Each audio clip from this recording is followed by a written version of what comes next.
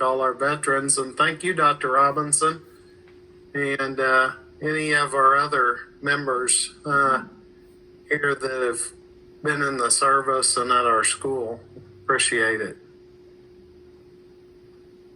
I pledge allegiance to to the the flag of the United States of America and to the republic for which it stands, one nation, under God, and indivisible, with liberty and justice for all. Would you guys like me to put the All agenda right, up? need approval of the agenda. I make a motion, we approve the agenda. Second. Okay, a motion by Carla, seconded by Bo. And we'll do a roll call, Patsy. Yes. Bo. Carla. Yes. Craig. Yeah. Kent. Aaron. Yes. Okay, motion carries. If everybody could mute their mic, I'd appreciate it.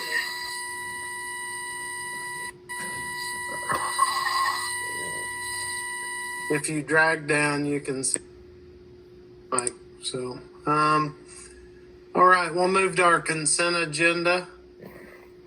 Remind everybody, if you have a conflict of interest, please abstain from the part. If you'd like to pull anything out and discuss it, please feel free. Need a motion to approve the consent agenda. I make a motion, we approve the consent agenda. Okay, we got a motion by Carla.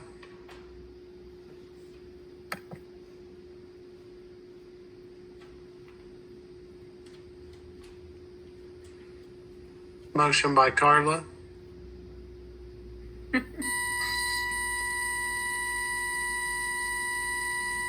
You have to unmute yourself if I've muted you.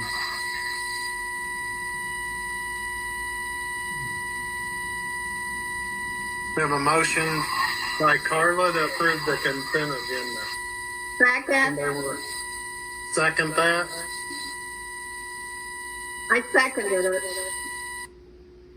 Okay, seconded by Patsy. We'll do roll call and we'll go a little bit slower so you can mute your mic and unmute it. Carla, Yes. Patsy, Yes. Bo, Yes. Aaron, Yes. Craig, Yes. and Kent. Yes. And I abstain from the consent agenda. Item 43797. Is Leslie in this meeting, Terry? She's right here. Okay. Did you get that, Leslie? Yes, sir. Okay. Just so you guys know, here at Central Office, we're all socially distanced. I've got Leslie, Jason, Leanna, and Kelly Kohler here. Thank you. All right, we'll move on to program evaluations. Miss Bailey has given you a marketing report with a lot of handouts there, as well as a video update. Just for the sake of making sure we keep an open line, I just encourage you guys to take a look at that. Our kids have been involved in a lot up until the time that COVID-19 broke. Running a really successful program. I think she had over 100 kids involved.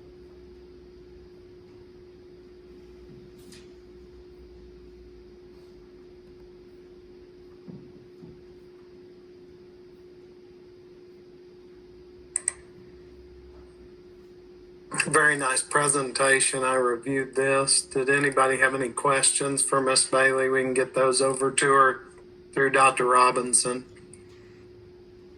She could email us back or something if you had a specific question. Just go ahead and email me whatever you guys have, and I'll make sure she gets it.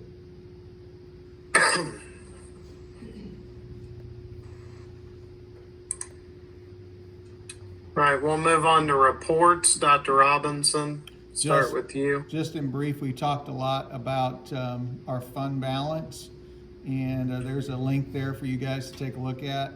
It kind of traces it back from 2000 all the way up to the present. We talk a lot about our operating fund balance, and it's kind of our rainy day fund, or ensuring that we can be open. And when we hit the low point around December, and we're waiting on property taxes to come up in January and February, when people generally pay, some people pay in December, we got a little bit in. But you can kind of see just how that ebbs and flows a little bit. And the highest point. Can you share that screen, Dr. Rob? I can. Let me see if I can. That'd be- It's on your link on your agenda if you don't have it. Let me see here. I'm Yeah, showing I it see. on the, do you have it? Let me see. I do have it. Yeah. It seemed like just when I didn't- did present now, it made everything squeal. So I'm gonna try it again. Okay. I'll try it one more time here. It is not letting me share for whatever. That's okay. We Oh, hold have on. it. It's Nope, in I the got board it. packet if anybody needs to see it. Nope, I got it. Here it comes. So, can everybody see that? Yes. Okay. So you can kind of see what's happened over time. And I kind of marked those times in history when schools had a rough time. It was back when that recession hit. It lasted from December 2007 to June 2009. And you saw when our fund balances, just before that, were right about 17% in 05-06. Then you saw a dip. So even when we were at 17%, we were shored up against a pretty good recession that hit this country. And, roughly about 5 to 6% is what it dipped. Right now, we're looking at about 5% less and I just had a financial meeting today with MASA that went on for a few hours, talking about, the states, it's still kind of up in the air on where things are going to turn out because of the economy. But you can see we're in a lot better shape than we were in 05-06 when, we only had 17%. We dipped all the way down to 11. Not uncommon, but this recession is unlike any other recession. The variable is no one really knows how the economy, when the economy will recover and what that's going to look like. But there are some good signs with Prop C taxes, gaming money starting to come back. There's some good indicators that are happening with the Missouri economy. It's just all going to depend on what our legislators do or don't do, and do we get another stimulus? Do we not? The good news is that we're claiming every grant that moves out there related to the CARES Act, and we're in good shape. But we had hit, if you guys remember, when this board was in about 17-18, it's our first year together. We hit at the end of that year, we hit the highest, which was 34% of a fund balance. And that's when we started to look at pay increases. We started to increase the stipends and compensate our people better. And so when we talk about, well, where'd the money go? We made some commitments to our faculty and staff. We made some commitments to provide great service for kids. And the bulk of what we spend is for personnel. It's to stay competitive, and it's to keep good people here. So you saw it went from 34 to 31, and then we hit about 30. So we had a good stabilized budget. We were hanging around 30%. I think what my initial estimate was going to be about 28 or 29 this coming year. Of course, people do retire, so that kind of helps your budget. We do some restructuring, that kind of helps. We did a little bit more with the middle school. We brought in some people with special education. We hired this year a kindergarten teacher to have 3. We maintained our ag program. We went ahead and went with 2. But we're also on that 10-block schedule, which comes at a price. Doesn't mean we need to get rid of it, but it does come at a price. And we've built a really nice structure in the past before we were here, and now currently when we're here. But with cost increases to transportation, to health care, to food service, everything goes up in price. And the growth in our assessed valuation in our district is not heavy. It's pretty low, If you look at transportation, for the last 10, 15 years, we've seen nothing but decreases from the state in transportation reimbursement, where we're getting very little back. We're supposed to get 75% of our total cost. I think we're somewhere around 30% now, so we're less than half of what we used to be. So everything's going up in price, and we're getting less reimbursement in some areas. The good news is that we were able to apply for and get the food service federal grant, so they call it Seamless Summer. So everybody's lunches have been free, so that's helping our community. But we're not making any money off food service either. We don't really make a lot of money. We're more providing good food for kids, so we're not really in a money-making enterprise. But we had a really good budget. It was going right along. We were passing back our what we had. We're not a bank. We have to remember that. We're not a bank. We're supposed to put this money to use to educate kids and keep great teachers for kids. So we were doing the right things. And then we've got COVID-19 for 2020, 2021. Going into 2021, 22, that's going to be even more difficult to predict because it's all the variables of what our state government decides to do. Last January 2019, they really didn't decide how big the pie was and how it was going to be divided up. So they didn't even really make an estimate on how much money was there. So there was a little indecisiveness in the government, but they just kind of kept paying as it came out, and we were good up until March. And then, before the end of the year, they were withholding $125,000 from us. So we are feeling those hits as we recode some of our expenses to some of the grants. The grants all have different stipulations. Some good news I do want to tell you, and it's on the agenda. I added it a little bit late. I don't think anybody's going to beat us up over it, but Lisa and I were working out where some of the grant monies were left and what we were allowed to do, and I've been working with Miss Metter and Miss Bailey. We can fit in some of we had a 50-50 grant that would have cost us at a minimum $12,000. But we can spend about $10,000 and not be 50-50 and just get $10,000 and buy some laptops that are more of the high-speed laptops that you can use for business classes.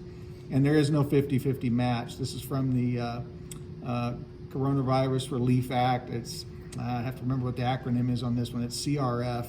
But we were looking through the stipulations today and just kind of dotting our I's and crossing our T's.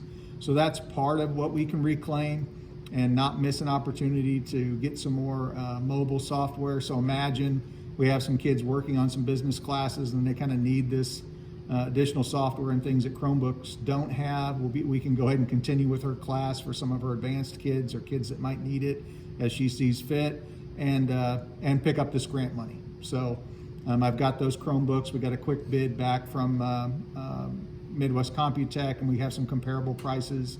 I'm going to recommend tonight that we go with Midwest bid. The other one is, I'm trying to remember, the Chromebook cases are out there. We're going to give that to the county. I was talking to Dwight over at California, and they're kind of doing the same type of thing, getting cases for their Chromebooks, getting Chromebooks turned into the county. We won't hear from them until December. We've got a few more grants that have better timelines. The reason we need to act so quickly on these cases and also on the laptops for Miss Bailey is we have to have these ordered, brought in, paid for, turned in the invoices, paid by December 30th. So it's coming quick. And that's the deadline that was put on us, middle of October or so. I mean, it's just one grant after another, and you're just trying to find a place that it plugs in the best way to our district. So I don't know if everybody heard all that, but the good news is we can still support our business vocational a little bit and give her some of the things that she needs to be successful. And Any questions on that?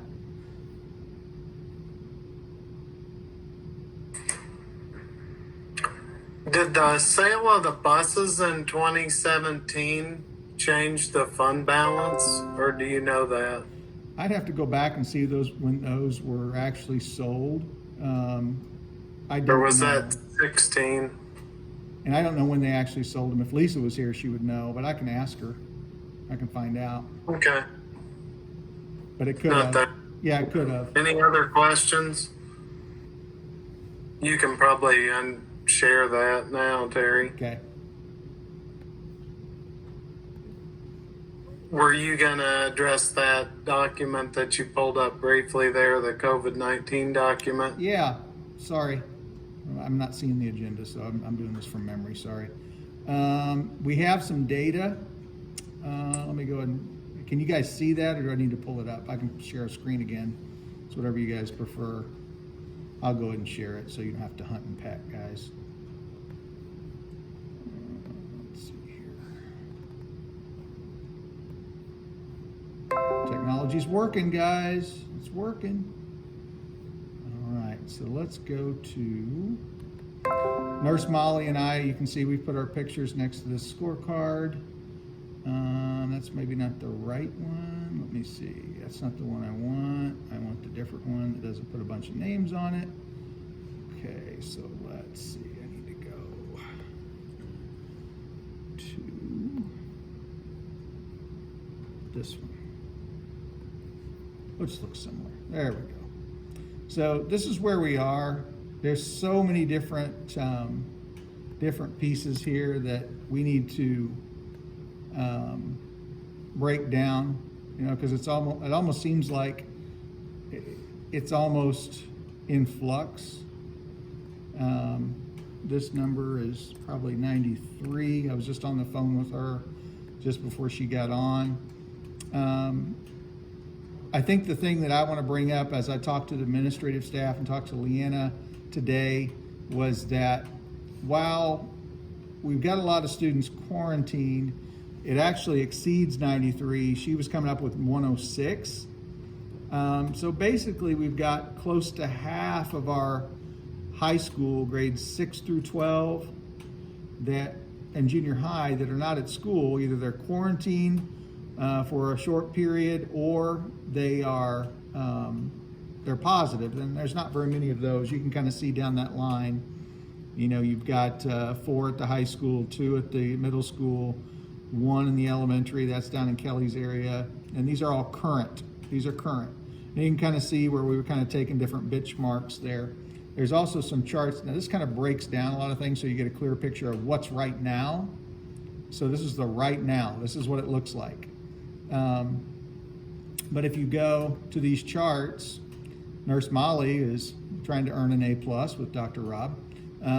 She made this chart and put this together where you can see it by grade level. You can see how it's affecting our school. We've got a lot of in and out. Some people have been caught, kids have been caught in this quarantine for maybe 2 or 3 times. They're outliers. There's not a lot of them. Oh, sorry. Coach Culpepper says he knows of somebody caught in the quarantine net 4 times, but they're still not positive. So the good news is we're not seeing a lot of kids, very few, if any, kids that are quarantined, then they come up positive. Now, we've had a recent case that it seems like those might turn out to be several positive out of that group because they were in a tight group, they were at a party from the description the kids are giving us, and that might turn out off campus that something happened and kids were in close contact with a positive case. But the good news is even though we're having these cases, we're doing a good job quarantining, keeping the kids away from other kids, so that we're not seeing, you know, Johnny Jones show up in 7th grade and he's in school all day and infects 32 kids that end up positive.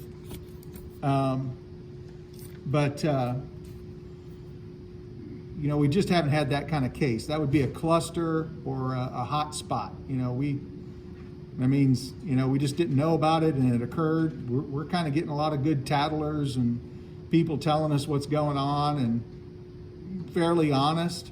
What we are getting is on the weekends and things that, and on their off time, they're not as careful. So that's good news that we're able to kind of keep from being a hot spot. It's bad news that people get off campus and then it's back to life as normal and pretend like, COVID doesn't exist. So you can kind of see where these are. We've had a lot of reports of, a dad, a mom, a grandma, or somebody being in contact with a kid and then they're quarantined or they are actually positive. They're catching it from Uncle Joe or something like that. One thing we've done, just as a reminder, is that if we have a staff member, even though our faculty and staff are essential workers, if they have a case, so if Miss Betty, kindergarten teacher, has a husband who is positive, well, Miss Betty is staying home because she's living with her husband in close contact, and we're not going to assume she's not going to develop it. We're going to assume she is going to develop it. So we keep her home on quarantine. And so if you have a family member and you're working for us and that family member's in your home, we're keeping them home. We're keeping our worker home. So we have to replace a sub. The good news is that even though we've been close to the number of subs, we're about tapped out of subs, but then we gained some subs, some new people that are turning out pretty good. So our administrators are onboarding some people very well. And bringing new people in to help us sub, so that's helping us. We haven't had enough subs all at once that it's just made it impossible to try to have school because you don't have enough subs and you don't have enough people that can shift around and help. And I know Miss Metter and Kelly and Mr. Culpepper and Nancy, they've had to shift people around occasionally. But if you go down to a nearby district that I know of, I won't put them out here since we're going to put this video out later. I mean, their superintendent reported they had like 16 people that were positive. So trying to find 16 subs is impossible, for a small district. It's just not going to happen. It would be very uncommon. So right now, this is it's not normal, but people say it's a new normal. This is not normal, but this is what it looks like. And you can kind of see it in the bar charts and graphs that we're quarantining a whole lot of people. We have sporadic, kind of a steady run of cases. Most of our positive cases are coming up with the kids that can run around from 9th grade up. You saw my Bright Arrow message going out last night that I need parents to tell their kids no, they don't need to be running around, but it happens, right? So it's affecting more than just those kids, because as soon as those kids come in the building, after they've been in close contact, we hope they don't have it and spread it to somebody else. So we're going through all the quarantining steps like we're directed to do. What questions can I answer about that? Did you guys want to have a discussion? That's why I put that on there. Can you share those documents that you just brought up? They're on your board agenda. Oh, okay. Yep, right underneath my report. Okay. I did have a patron ask me, the concern about the asymptomatic students that obviously maybe they don't show signs of COVID-19, but a concern about them coming back to the home and infecting, somebody with a comorbidity or issues there. I'm not a medical person, but that was a concern. Just sharing that out.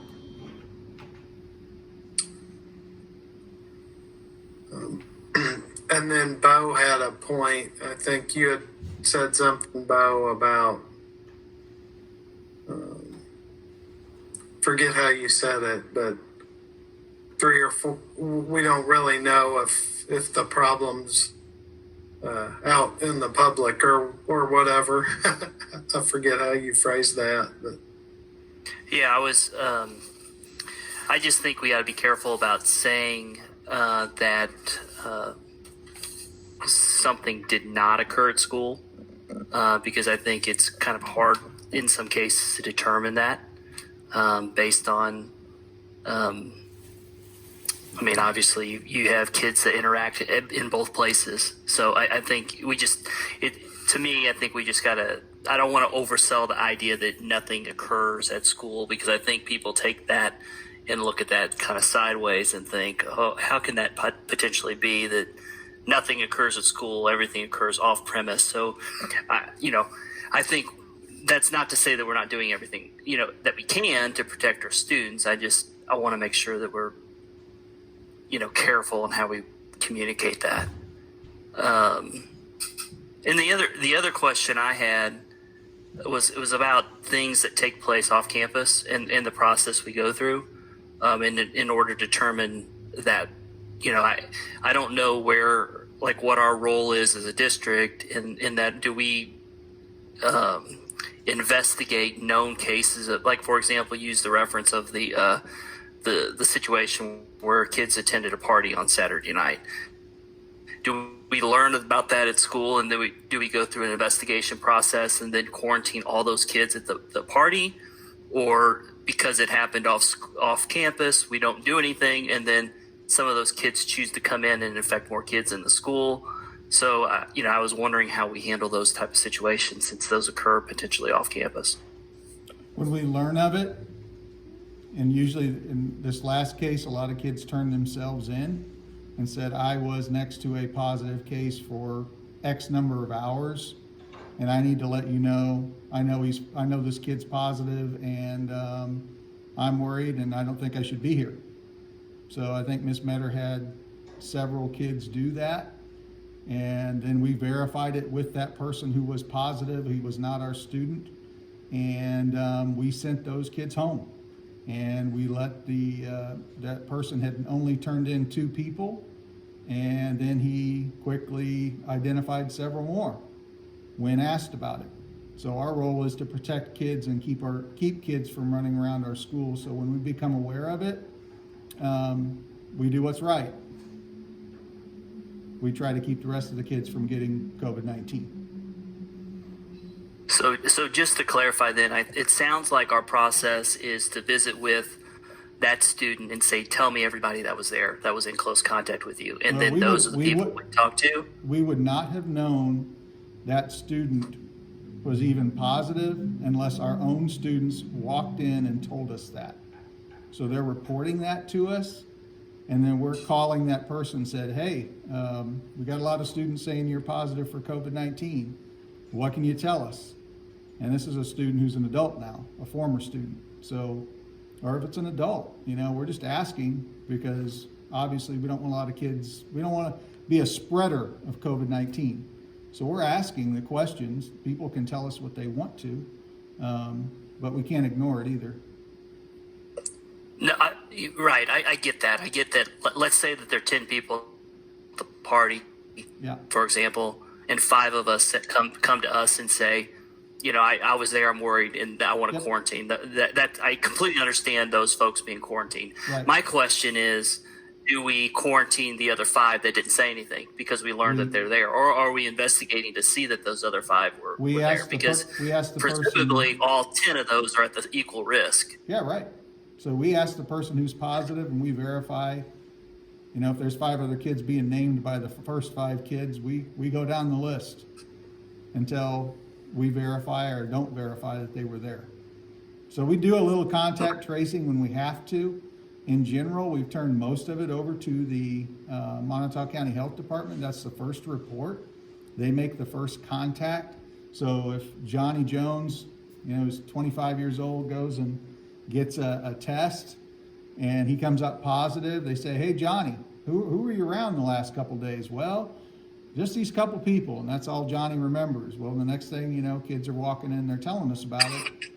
It's a whole different story, right? So we're talking to the health department. Well, how many names do you have? 2. Well, then the kids are saying, no, there were 17 kids there, and we were all in this big party room, and it was only 8 by 10, and it was for 2.5 hours. And so we're asking the positive case. We'll call them ourselves and ask, and if they verify, well, yeah, I was around those other 15 people. We'll let the health department know that, and they issue the quarantine letter, but we're going to act on it fairly quickly, because if we don't, well, then we've spread it all over the building. So yeah, we are following up with that original person. We've Well, kind of been like- pushed into that role because Montauk County Health Department can't handle it all. Right. Now, I just want to make sure that I clarify because I have some. I want to make sure I understand completely. Then that if we have 5 people that we think or that we've learned are at this party that didn't, come to us, do we require them to be quarantined? Yes. Based on knowledge that they're there without do we? Let's say that they choose to want to come to school. Do we say you can't? Yes. Even though the health department has not officially quarantined them yet? If the original person that is positive, Bo, says those people were with me and those people refute it, we haven't had that happen yet. We haven't had Well, people I'm not saying, talking about yeah, refuting it. I'm yeah. talking about known and that they're there, but just Yeah, they're gonna get quarantined because we're gonna turn their name over to Montauk County Health Department.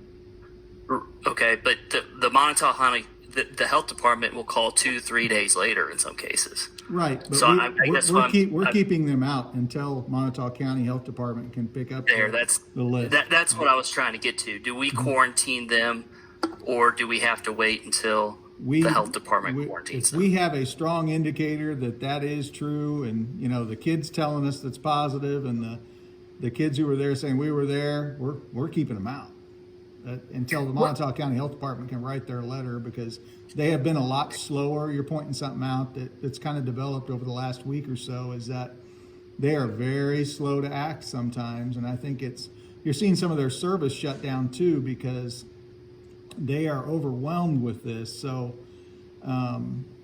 they're kind of taking our word for it.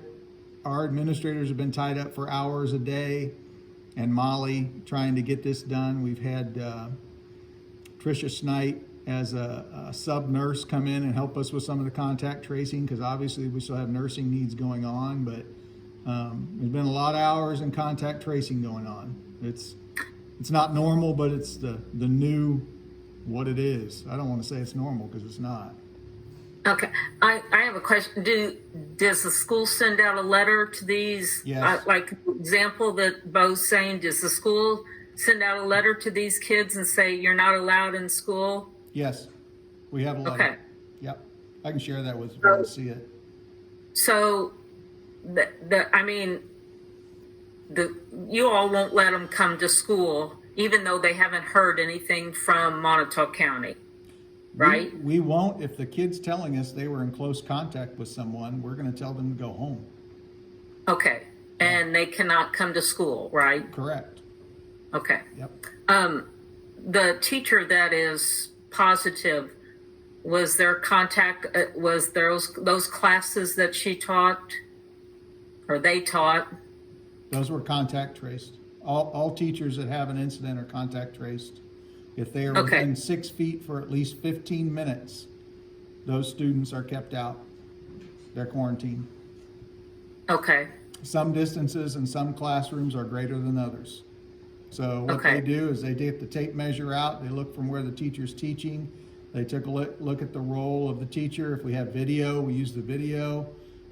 Some people were concerned about, a referee we had that collapsed, and thought all of us, should have been more quarantine, going on with that.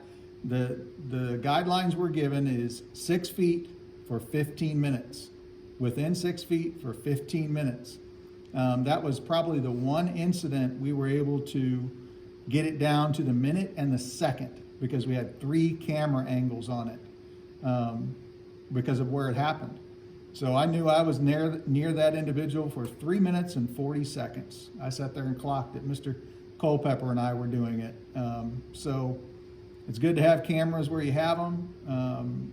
When we go to the classroom, we look at seating charts. We look at where the kid was working. We talk to the teacher that's involved and ask them, have they changed where they're teaching? Is this a class that were you helping this student for a long period of time? There's a little bit of an interview that goes on.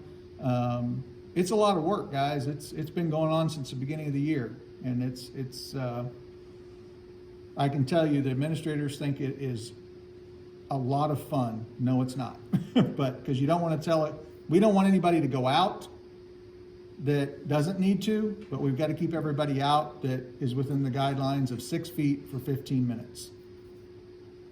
Well, what I was asking is the teacher that is positive, is that affecting any of their classes right now? Yes, we have to have a sub in there. I know we have to have a sub, but was there close contact with students? I don't know on that particular case. I haven't seen the whole list yet. Okay. I know they were looking at it this afternoon. So we don't know how many kids that affected then? No, we've had some earlier in the year that it has affected. It's affected kids. Okay. Yeah. Well, and it was my understanding that there is a student that is in the hospital with COVID that's been there since Saturday. So, I mean, I believe that's with a family. That is correct. It's an entire family that has COVID right now. yeah. Let's watch any names. We No, can, I didn't mention anything. no, I understand. So, okay, I just said a family. So, okay. Do we have a point, a time that we're going to have to throw in the towel and say, okay, we're just going to have to go strictly virtual? Do we have anything, a number, I guess? Well, right now, the directive you all have given me is to have the school open. The survey we took from the community at the beginning of the year, about 85 to 90% of the people wanted the school open. Since we closed back in March, all we heard is we wanted the school open. So we've worked to that end. And by looking at this data, you can see what open looks like. This is what open looks like. A lot of Yeah, quarantining. the numbers are starting to get Yeah. concerning to me. Well, the number of positive cases are low. The quarantines are high. But we know that could change any day. It could. It could. I think if we see an event that occurs or two in our building where, let's say, Jenny Jones shows up and, we're not able to detect it, screen it, stop it, slow it down, and all of a sudden, you've got 2 or 3 grade levels that have it. But I just don't know that will easily happen from what we've done in the elementary. How we have lunch set up. I think some of the things we've done has kind of prevented us being a spreading location. We're not a spreader that we can tell. But we do have cases that are developing within families. We do have cases that are developing from groups getting together outside of school. We know that for a Well, fact. That's a We fact. can't govern that. What's that? I said we can't govern that. No, we can't. But, will we eventually have, a kid that shows up, we don't detect them, and Clint brought that up, an asymptomatic case? It could happen. Sure it could. But we haven't seen it yet here. We haven't come down to, Harold showed up and had it, and he was asymptomatic, and now half the 7th grade has it or something like that. We haven't seen that case yet here. We've seen big wholesale quarantines. We've had 5th grade, is that right, Kelly? A kindergarten class has gone out and come back now. There's ways to mitigate this and prevent it from being a huge impact on you. But, as far as positive cases, you see our actual positive numbers, even with people doing what they want to do outside of school. It's the quarantines that are really high because people are coming in contact with it. I mean, my feeling is it's going to get worse before it's going to get better. And I don't know if closing school down for, a couple of weeks, trying to get things, back to where they're, we're on the ups. I think we need to do something is because I think it's getting out of hand. If we have 106 kids out, that's a lot of kids. That's way, way too many. So, and I know that kids don't stay home and don't do what they're supposed to. So, and adults are the same way. So I no, that's just my opinion. I think something needs to be done. So, I just don't think there's a right answer, but yeah, I think, to me, nipped it in the bud before it gets to be a problem is my opinion. What are you guys recommending? Administrators? No, I was asking Carla and Aaron. I mean, we're talking about doing something. What do you guys think as far as a recommendation then? I mean, I don't know what, I'm like Aaron. I don't know the answer. I don't know if we should close school down for a couple of weeks, possibly till after Thanksgiving, come back after Thanksgiving. I don't know what the answer is. I know that I think the teachers are stressed. I know the administrators are stressed, and, that's just my opinion. And I don't know what the answer is. I don't. So somebody else. If we end up deciding to shut it down, I think we got to give some parents a little time to figure out what they're going to do with, let's say, little Johnny, if he's in kindergarten or first grade. I don't think we could just drop it, say tomorrow we're shut down, and drop it or lap. My concern is if you shut down, how do you know when to reopen? That's the thing I've struggled with. Because let's say you shut down today, but the cases continue to climb, even outside of our control. I don't have an answer for it either. I think that's what we've seen nationwide. I think that's what shutdowns last as long as the shutdowns last, and then everything spikes again until it moves its way through communities. Is kind of what I've seen, at least. My opinion, I just don't want to be blamed for not closing school and someone really, really, really gets sick. I mean, I don't want to be blamed for it. And they're going to blame us. They're going to say, well, you should have closed school down. So that's, like I said, that's just my opinion. So I just think it should be in the We're back. all doing the best job we can do with the information that's given to us. I mean, Correct. now I don't see a huge amount of cases personally in our school, but we do have a lot of quarantines. I think that's trying to be as safe as we possibly can there. Now there's people in our communities that are affected. I see Patsy's unmuted here, so I'm going to let her talk. Well, too, you have to realize they're saying Thanksgiving will probably be a super spreader. So if we go out through Thanksgiving, they may be contacting more cases and then coming back. I don't know what the answer is. People don't stay home. They don't wear a mask. They think they want to live as if the virus is not here. And that causes a lot of issues. So that's just my 2 cents. You're getting at a time period with Thanksgiving that they are predicting we will have a big influx, of cases after Thanksgiving.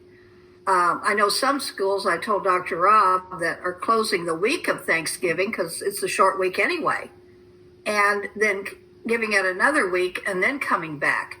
So that's all I have to say. I mean, these are just some things I've listened to on the news. No, I think Aaron makes a good point, and I've heard Craig ask this too. I mean, I guess it's impossible for us to completely navigate this. I mean, our country hasn't been able to navigate it either. So we're just good old folks doing the best job we can, but we may have to set some parameters to where I think, if I'm hearing Aaron right, is what is our cutoff point? Is it, we have 100 kids quarantined? What if we had 200 kids quarantined? Do we have a number that's a magic number? You know, we talk green, yellow, red.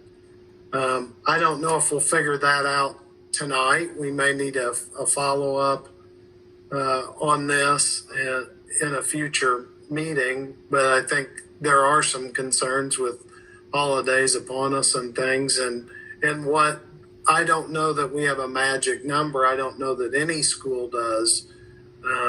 I'd be interested to know how other schools are determining, because I think Jamestown is shut down in California that I'm aware of in Montauk County. Stover is in Morgan. Stover and Morgan. I think Latham and Clarksburg still open. I have not heard. Prairie, Okay. our Pilot Grove's closed down too. Bunston's Pilot closed. Grove is closed. Yeah. Okay. So I don't know what we might need to think about setting a parameter of a certain number. You know, but again, a lot of the quarantines, as Dr. Robinson says, don't turn up positive. So maybe, and some of the frustrations you hear as well, if they don't turn up positive, why are they quarantined in the first place? I don't have an answer. I know you guys are challenged with looking at the data, talking to the health professionals, and our health professionals in the district are working hard. But that may be something that we have to determine, is what is that cutoff point, the quarantines and the positives. At what point do we determine we need to shut down, and how long that shutdown is? I To just my want- understanding, I just- California's coming back, what, and do you know the date that they're coming back? I wanted to say it was early December. It was December I think 2nd. so, and December what 2nd 's in my determines mind. that date? Well, that's just what they've announced so far. Now, Right. I will tell you guys that I spent some time on the phone to Montauk County, Miss Kincaid, to the health department, and asked them about how she thought we were doing. She said we're doing a great job mitigating this disease. She didn't have any concerns with what we were doing. I think if the health department says, hey, you know what? You're becoming a spreader and you need to think about shutting down, or I need you to shut down. You know, to me, if she's not telling us we need to shut down and tells us we're doing a good job with staying open and not becoming a spreader of this disease, they're doing the contact tracing on our kids, so are we, and assisting them. We've got kids going in and out. They're getting their work. We've got the Google platform set up. It works well for some teachers. Some teachers still using it for the first time. We can be open in a diminished capacity like this throughout the pandemic. But it's hard. It is harder. It's harder on teachers. It's harder on administrators. It's hard on kids. I went down and ate lunch with the elementary kids today. They're happy to be here. They love being here. The ones who are out for a while, they don't want to leave. They want to be at school. But, like you guys bring up, we may have some people that develop some serious health issues, and that's why we're trying to mitigate it as best we can.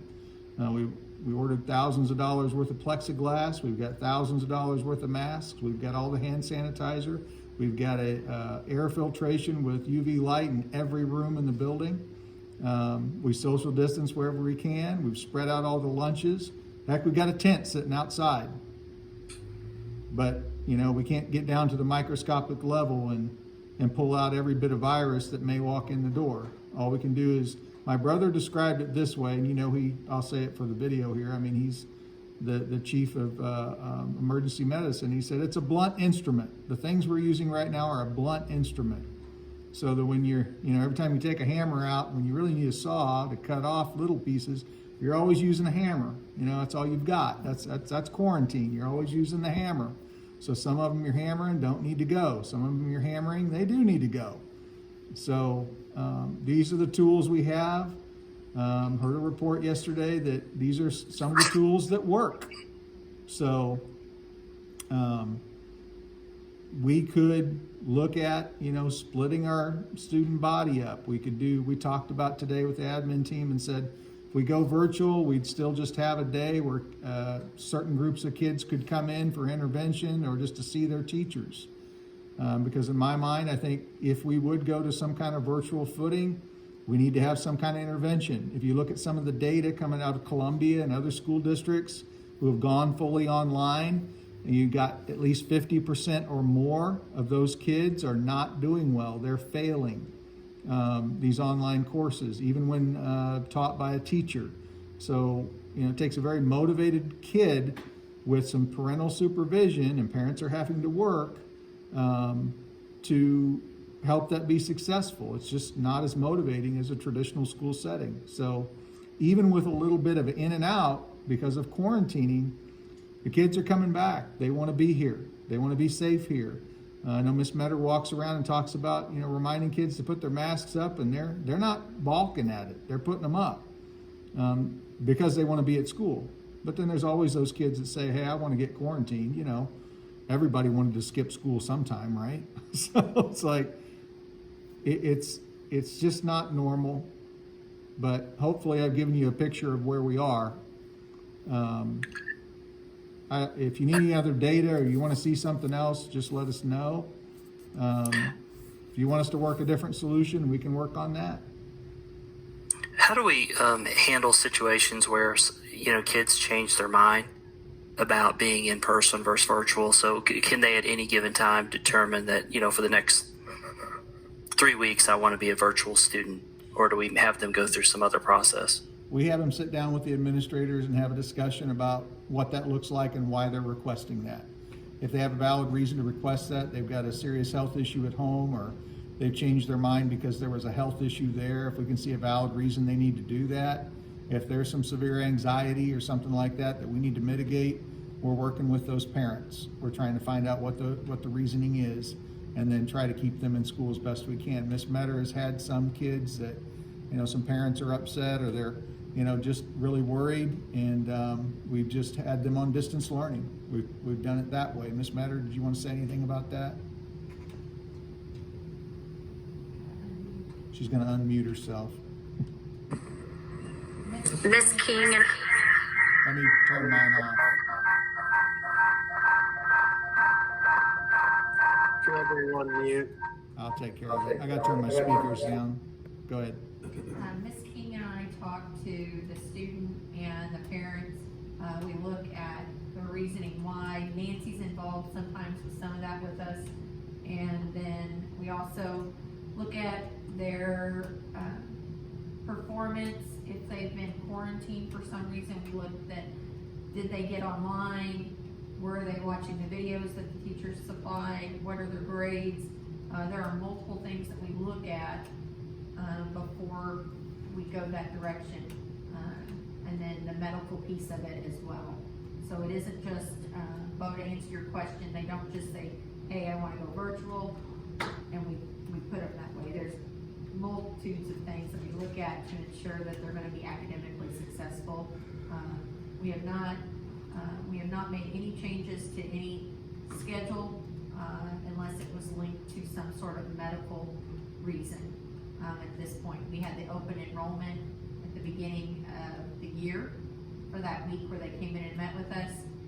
Miss King and I, Jason had helped with us, reviewed kids' grades at the quarter and requested some of our virtual learners to return to seat due to success in their academic area, and provided them with opportunities for academic intervention and trying to help them be successful. So I don't know if I answered all the questions there. If there was something I missed, please let me know. I'm turning back up. Thank you. I have a question for, I guess, Coach Culpepper and you all, the administration.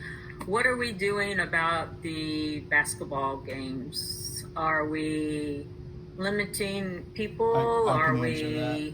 Yeah, I can answer that. Coach Culpepper and I have been, it's not because he can't answer, it's just if we put too many people on here at once, it does that echoing thing. Okay.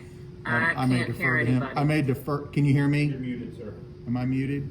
I'm muted. Hold Terry, on. you're muted. I got Turn it. his mic on. I got it.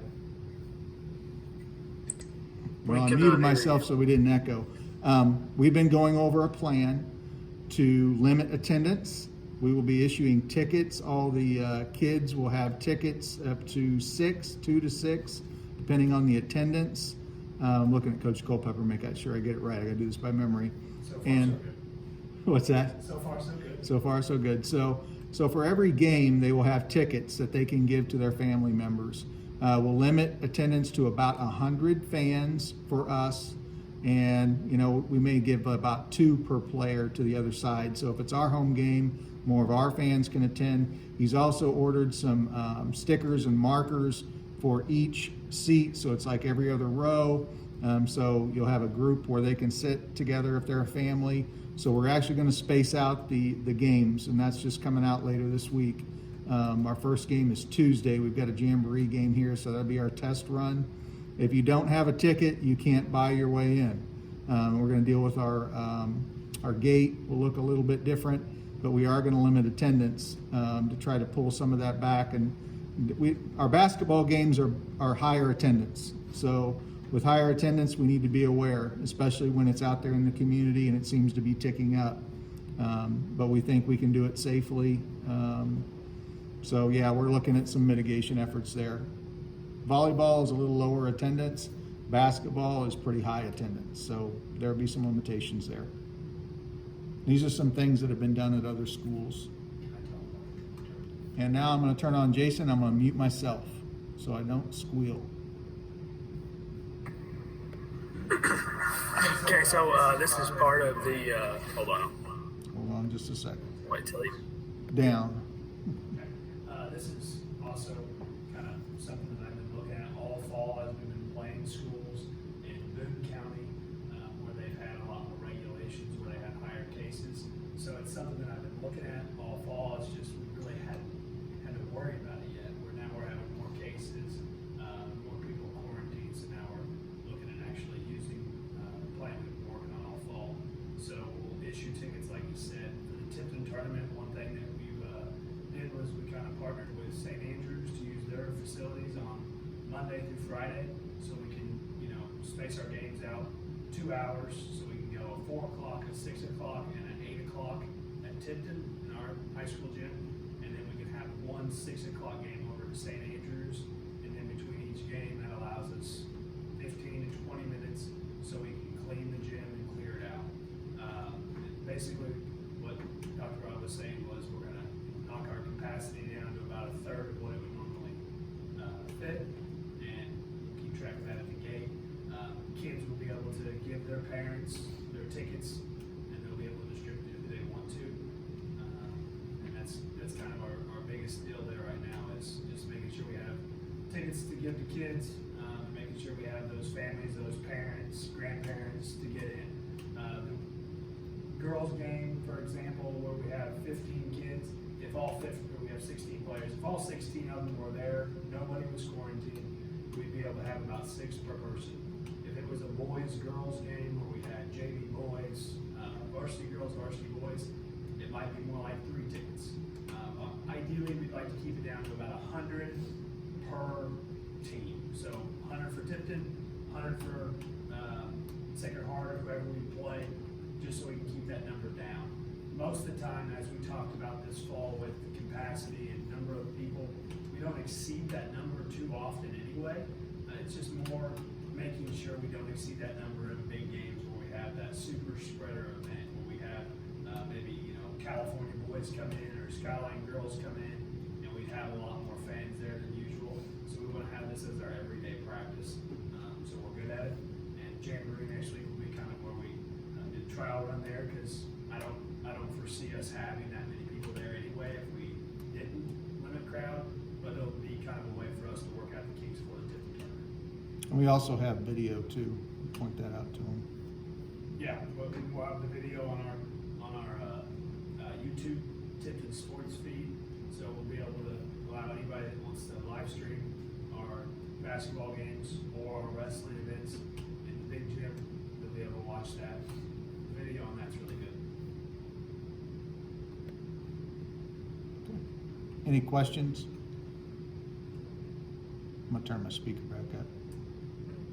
Yeah, I want to get back to the somewhere between 92, 93 to 106 to whatever the number's going to climb to about these quarantine kids that we have. I think it's a great concern for everyone on the board, every teacher, every administrator, the whole town, whole community.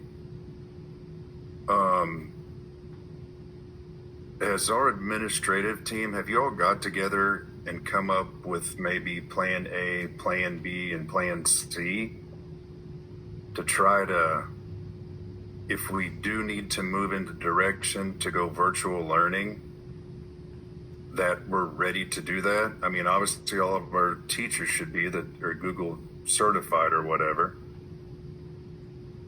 Obviously they should be ready to go. We ordered Chromebooks. I mean, to my understanding, there's 100 in. So do we have enough devices for Kohler's Elementary? No. If they got to go out, or is a hybrid schedule something like, your elementary stays in? I mean, I don't even know if that's an option. If your elementary stays in, but your high school and your junior high is out, since that's where your high numbers are at. I mean, I don't know the answer, just like anyone else. I'm asking. And the only other question I have is, when we go virtual, if we have to go virtual, because we've been virtual in the past, what percent of our ADA do we get? We get 94% is what we'll get. So if kids are out on virtual, we'll get 94% ADA. But beyond that, do we have a plan? Yes. Have we implemented that fully? No. It's going to be restart. It'd be like restarting school. I think our plan would be to go ahead and have teachers go ahead and show up to work and work from their classrooms. And we would definitely have to have some intervention that was going on. We talked about that today. That's something that we've seen. And I think we predicted it's probably going to be necessary, but now we're having more conversations about what that might look like. Because if you just throw a kid on a computer, about half of them aren't going to be able to keep up or learn on their own. It's just, you have to be a really motivated learner to learn online. And, if the kid didn't need the teacher there to help them, I don't know why we need teachers. Computers don't teach anybody. You got to be motivated. You got to have some frame of reference. If you're a young kid, if you're a kindergartner, if you're a 10th grader, or wherever you are, you're being challenged, hopefully. And having a teacher there you can call on and get help is a big deal. So we do have an alternative instructional plan, an alternative method of instruction that we had to file. We filed 2 of them. We'll go back to those. It looks similar to what you saw, which we had to spring into action and didn't have a lot in place. The Chromebooks are here now. We've had some more training for teachers. Teachers are getting better with disseminating class information online. But they're doing a little bit of that now because kids are in and they're out. They're getting better at it, but it's not the best way to have school. It's just not. So I think we want to avoid it unless we really have to do it. Do we have another? Did we receive the 100 Chromebooks? They're here. They're here and they're ready to go. I just want to order the cases for them, and we can get those in probably within the week. And those are the gumdrop cases that you see on the agenda tonight. And those, you can drop a Chromebook from 4 feet and it doesn't break. That's why we want them. Yeah. And you'll need something like that if it's a take-home device. And we got a good deal on them too. They're usually about $50, and I think we're getting them for $29, something like that. I was able to work a deal through buying en masse and working through SHI. We had some others that came in, but they didn't submit. They didn't submit samples. We had one other sample come in, but it just wasn't as good as the one we were looking at. It didn't have that anti-drop feature. To me, it's those upperclassmen, and Yep. your college courses, most of those, we don't know what college will look like. You know, I've got a freshman and a sophomore. Will everything be virtual at that point? I mean, most people are taking certainly a lot of college virtually now, so it's not something that, you know, is new and fresh. I mean, I was doing virtual meetings 8-10 years ago and Right. sharing a screen. It's not like a new technology. No. But I think Craig made a good point. You know, is it the elementary kids that need the more instruction? If you are going to move and have to hybridize something, are we thinking about, you know, juniors and seniors are more apt and will have to be prepared to learn virtually in the next year or 18, 24 months anyway. So if they don't have the discipline to do that, they're probably going to be very challenged in higher education, because that's going to be a requirement as they move into universities, colleges. Yep. Um, And that's why and you're absolutely maybe right. focus on those upperclassmen. As if somebody has to go home, those are the folks that probably are pretty attuned to using technology. They're very, agile with using the technology, and will be required to use it in the next 12 to 24 months. You'd be surprised what a first grader can do with a Chromebook. And seems to be where most of the cases are in that high school area, right? That is true. I just caution you about us selecting one group or grade level and making them some kind of online piece, and everyone else comes to school. There's an equity issue that'll pop up right away. No, I understand that, but we're here. I'm just throwing out 2 cents because I know what's coming for those students. Sure. Sure. You're not wrong. I don't know if we're going to get to a decision here tonight. I think we could talk for a long time about this. I don't want to cut off this topic, but we do either need to probably move on or move on something. Well, my question is do we set a number? I mean, when we do, you know, I mean, right now we're 106. Do we set a number? Right now, the only number that we're using is, can we staff school? The answer is yes. Right now we can. We don't have but one staff member out right now.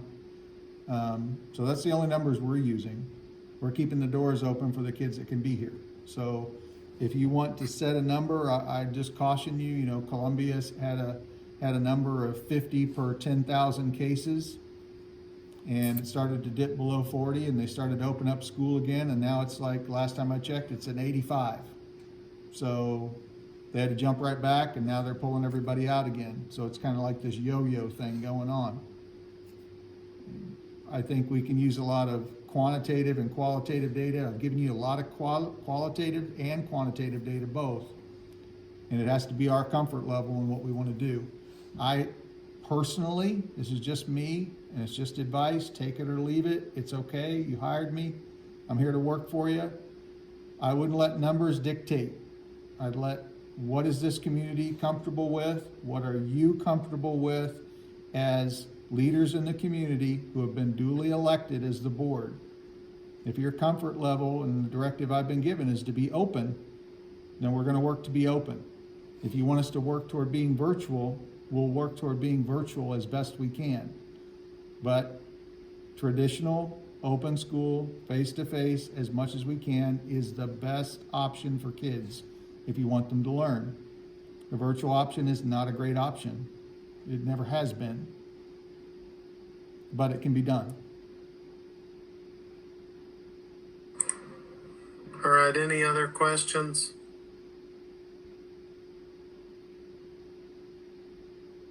All right, I'm going to move to administrative reports. Does anybody have any questions for our administrators?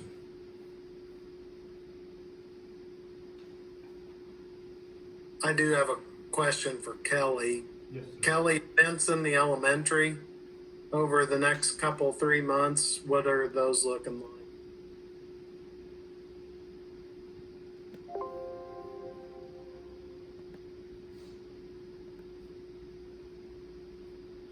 Did you hear his question, Kelly? I didn't hear his question.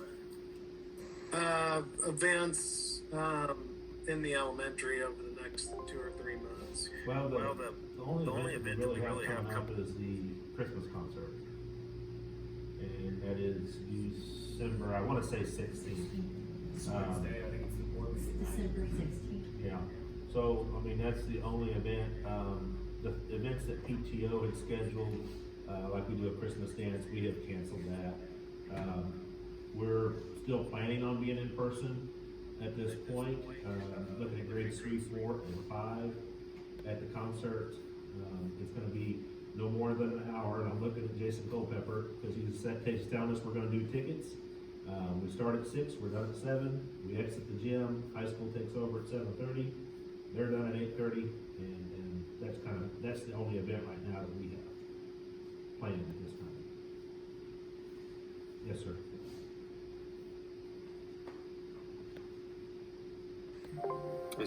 Is Nancy in attendance?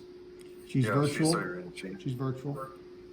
Hey, Nancy, I've seen on your report that one kid's back into, I don't know what the right term would be, like back in the classroom. Are they doing well? Yes, this is a student who we had provided special services to through the Early Childhood Special Ed program, and he attended that services there. Came back. We did our first quarter in kindergarten. Is doing fabulous, and we reevaluated him and met with his teacher and the parents and the special services staff, and decided that we were going to let him go back to general education without any support at this time. Of course, we're keeping our eye on him. If something changes, we will start the process again, but he's doing very well. We're very pleased. Great. That's awesome to hear.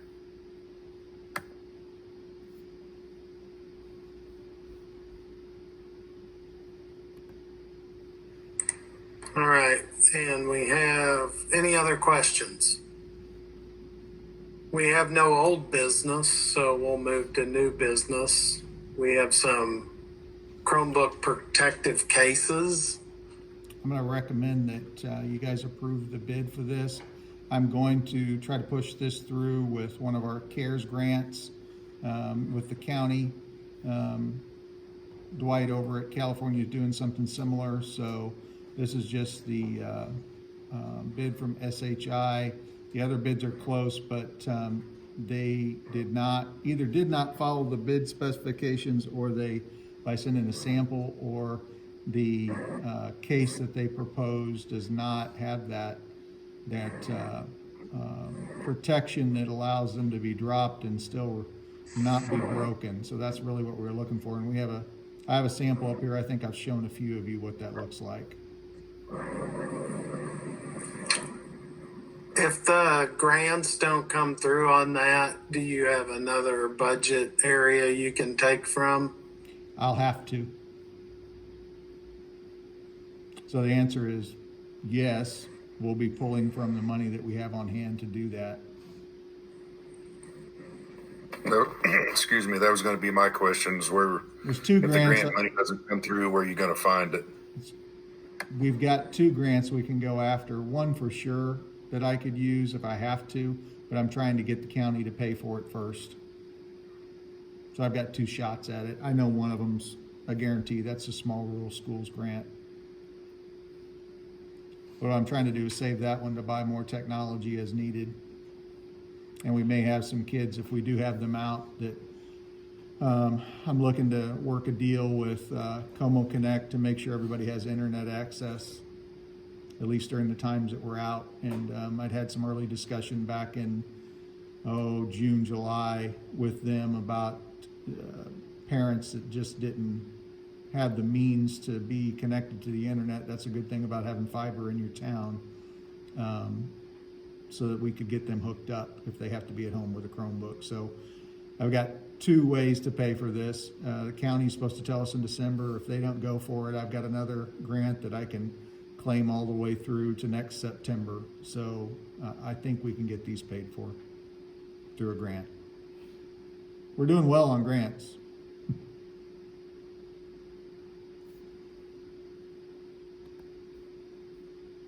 Any other questions on that?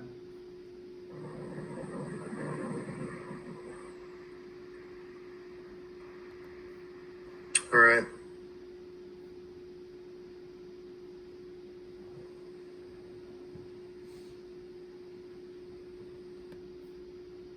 Just need a motion for approval. Does anyone want to move on that?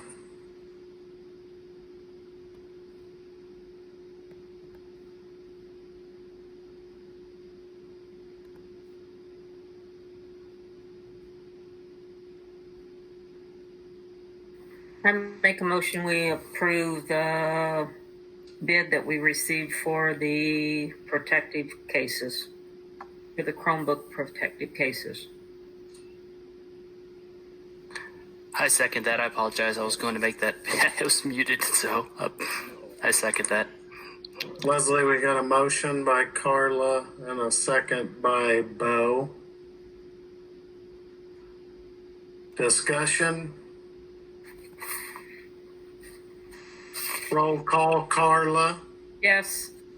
Craig, Yes. Aaron, Yes. Bo, Yes. Kent, Yes. Patsy,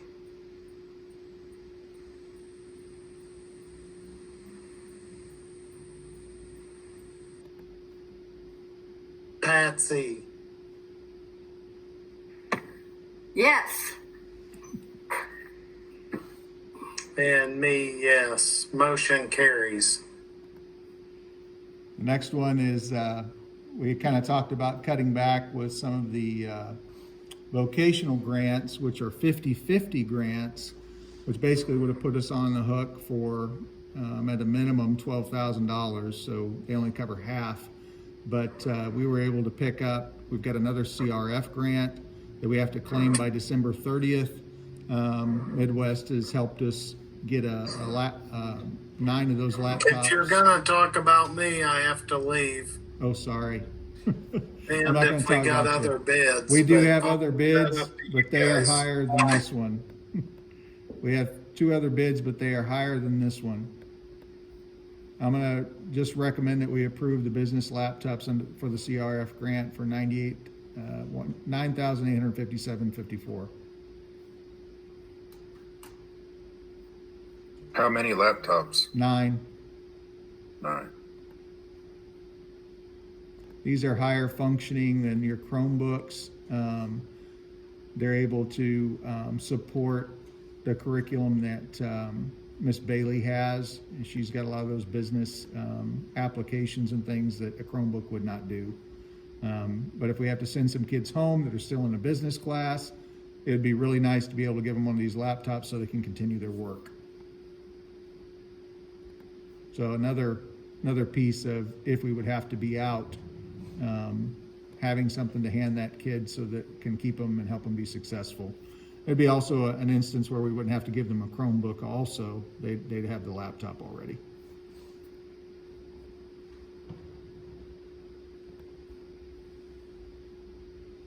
I apologize. Yeah, I think you already said this, but we feel like we can collect this money back, or at least a portion of this money back through Yes. the CRF grant. We already have it coded and we're getting ready to turn it in. This was an easy one to grab. Yeah. Okay. I'll make a motion to approve the bid for the laptops for $9,857.54. I second. Awesome.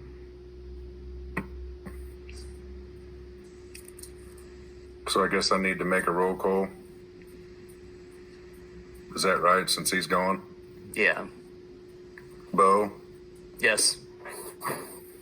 Diggs, Yes. Kent, Yes. Miss Reed, Yes. Carla. Yes.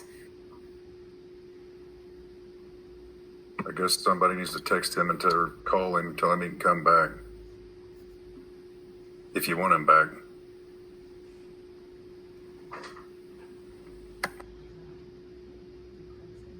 Yeah, Craig, did you say yes? Yes. Sorry. Yes. Thank you.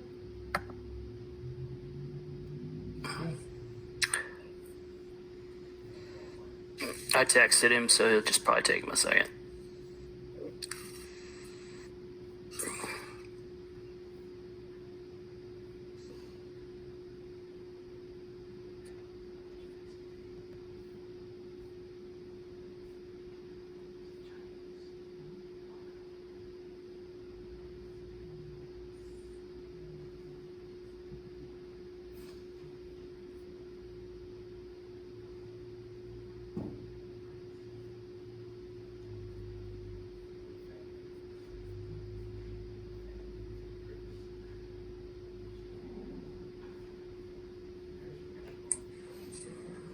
I left my phone in here. Ran to the bathroom. Thank you. We're at the end. Need a motion to adjourn or to Craig? I'll make a motion. We move into closed session and pursuant was 610.021 to discuss bullet point 13 to include the Board of Education and Dr. Rob. I'll second his motion. Carla.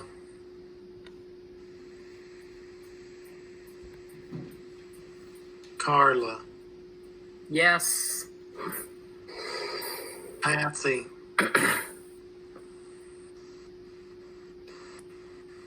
Yes. Aaron. Yes. Craig. Yes. Kent. Yes. Bo. Yes. Okay, we'll move into closed session. Okay, I'll dismiss the people here. You want to take a couple minute break? Sure.